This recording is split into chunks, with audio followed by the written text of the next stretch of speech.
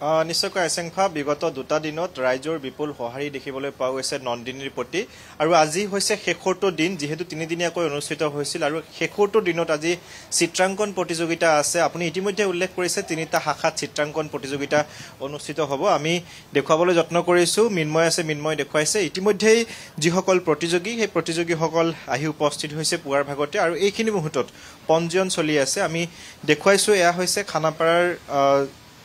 গণেশ ষ্টেডিয়ামৰ পৰা পৰিৱেশ দেখুৱাইছো আৰু বিগত দুদিন ধৰি সুকলমে আৰু খুব সুন্দৰকৈ ৰাইজৰ বিপুল সঁহাৰি থকা দেখিবলৈ পোৱা গৈছিল নন্দিনী অনুষ্ঠানলৈ আৰু আজিৰ দিনটোত যেহেতু চিত্ৰাংকন প্ৰতিযোগিতা আছে আৰু চিত্ৰাংকন প্ৰতিযোগিতাৰ বাবে বিভিন্ন প্ৰান্তৰ পৰা অহা যিসকল প্ৰতিযোগী সেই প্ৰতিযোগীসকলে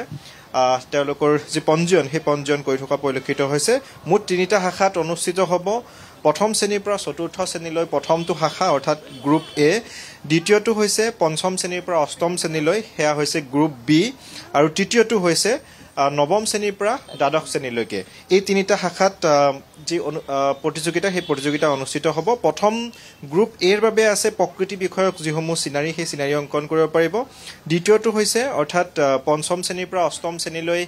যিখিনি প্ৰতিযোগী থাকিব তেওঁলোকে সিটি লাইফ অৰ্থাৎ মহানগৰৰ দৃশ্য অংকন কৰিব পাৰিব মহানগৰৰ বিভিন্ন দৃশ্য অংকন কৰিব পাৰিব আৰু তৃতীয়টো গ্ৰুপ হৈছে নৱম শ্ৰেণীৰ পৰা দ্বাদশ শ্ৰেণীলৈ আৰু সেই গ্ৰুপটোৱে পৃথিৱী ৰক্ষা কৰাৰ যিখিনি চিত্ৰ সেই চিত্ৰ অংকন কৰিব পাৰিব এইসকল প্ৰতিযোগী বিভিন্ন প্ৰান্তৰ পৰা আহিছে আমি তেওঁলোকৰ সৈতে কথা পাতিম তেওঁলোকৰ কেনেধৰণে চিত্ৰ অংকন কৰে জানিবলৈ চেষ্টা কৰিম কি নাম তোমাৰ আয়ান আহমেদ ক'ৰ পৰা আহিছা তুমি ঘৰৰ এড্ৰেছ লক্ষ্মীনগৰ হাতীগাঁও 4 মই চিনাৰী কি নাম তোমাৰ তানায়া দাস কোন ক্লাছত পঢ়ি আছা 2 ক্লাছ 2 আচ্ছা তুমি চিত্ৰ ভালকৈ শিকি আহিছা নে ঘৰত শিকি আহিছা এই ধৰণে এইসকল কণমানিসকলে ইতিমধ্যে তেওঁলোকে সাজু হোৱা পৰিলক্ষিত হৈছে পুনৰ কথা পাতিবলৈ চেষ্টা কৰিম কি নাম তোমাৰ অধীৰত গোস্বামী তুমি কি চিত্ৰ অংকন কৰিবা চিনাৰী কোন ক্লাছত তুমি ক্লাছ 4 ক্লাছ 4 কংগ্ৰেচুলেশ্যন আৰু এই ধৰণে বিভিন্ন প্ৰান্তৰ পৰা অহা প্ৰতিযোগীসকলে সাজু হৈছে কিছু সময় পাছতে 9:30 বজাৰ লগে লগে যি চিত্ৰাংকন প্ৰতিযোগিতা আৰম্ভ হ'ব প্ৰতিদিন টাইমৰ পৰিচালন সঞ্চালিকা স্মিতা খিবি গোস্বামী আছে বাইদেউ আপোনাৰ ওচৰলৈ আহিছোঁ খুব সুন্দৰ সঁহাৰি বিগত দুটা দিনত দেখিছোঁ আজিও পুৱাৰ ভাগতে অধীৰ আগ্ৰহেৰে ৰৈ আছে প্ৰতিযোগীসকল আহি হয় হয় তেখেতসকল প্ৰত্যেক বছৰৰ দৰে আমি এই বছৰো চিত্ৰাংকন প্ৰতিযোগিতা পাতিছোঁ আৰু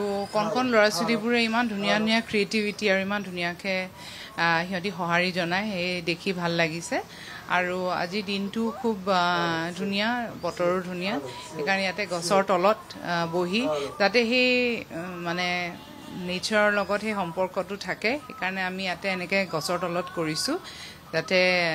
আগন্তুক দিনতো তেখেতসকলৰ কাৰণে সেই নেচাৰৰ লগত কানেকশ্যনটো থাকে সেইবাবে আমি প্ৰত্যেক বছৰে এনেকৈ এভাগ আৰ্ট কম্পিটিশ্যন পাতোঁ বাইদেউ আৰু এটা কথা আমি যিখিনি মহিলা উদ্যমিতাৰ কথা কওঁ বা মহিলাসকলক এখন প্লেটফৰ্ম দিয়াৰ ক্ষেত্ৰত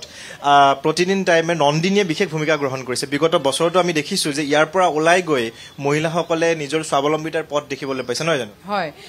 বহুতখিনি এনেকুৱা ব্ৰেণ্ডছ আছে তেখেতসকলে নতুনকৈ আৰম্ভ কৰিছে বা তেখেতসকলে ঘৰতে কৰিছিলে এক্সিবিশ্যন কেতিয়াও কৰা নাছিলে আমাৰ ইয়াৰ পৰা ধৰক বহুতখিনি প্ৰমোশ্যন পায় আমি চেষ্টা কৰোঁ তেখেতসকলক এটা প্লেটফৰ্ম দিবলৈ প্ৰত্যেক বছৰে আৰু বিভিন্ন ধৰণৰ সামগ্ৰী হেণ্ডলুম হেণ্ডিক্ৰাফ্ট আৰু বিভিন্ন ধৰণৰ হাতেৰে তৈয়াৰ কৰা কিছু মানে উলেন কাপোৰ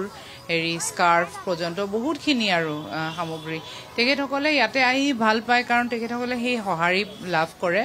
আৰু বহু মানুহে মানে গুৱাহাটীবাসী ৰাইজেও বহুতখিনি সঁহাৰি জনাইছে সেই দেখি ভাল লাগিছে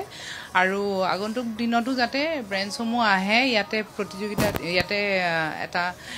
পাৰ্টিচিপেট কৰে সেই মই আহ্বান জনাইছোঁ আৰু নন্দিনী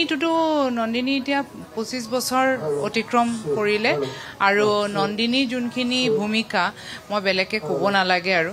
আমাৰ মেগাজিনখনে আলোচনীখনে বহুতকে চুই গৈছে আৰু সেইবাবে মহিলাসকলে যাতে এটা সেনেকুৱা নন্দিনীৰ যোনখিনি মানে ক্লায়েণ্ট বা যোনখিনি ৰিডাৰশ্বিপ সেইখিনি যাতে আৰু এটা বেলেগ এটা প্লেটফৰ্ম পায় just N extension of magazine সেয়ে আমি কৰিবলৈ চেষ্টা কৰি আছোঁ ধন্যবাদ জ্ঞাপন কৰিছোঁ আমি পুনৰ দেখুৱাবলৈ যত্ন কৰিছোঁ যে মই কৈছোঁৱেই যে 3টা শাখাত যিহেতু আজিৰ দিনটোত চিত্ৰাংকন প্ৰতিযোগিতা হ'ব আৰু তাৰ বাবে সকলো সাজু হৈছে ছাত্ৰ ছাত্ৰীসকল আহিছে কি নাম তোমাৰ লিৰানা ক'ৰ পৰা আহিছা তুমি মই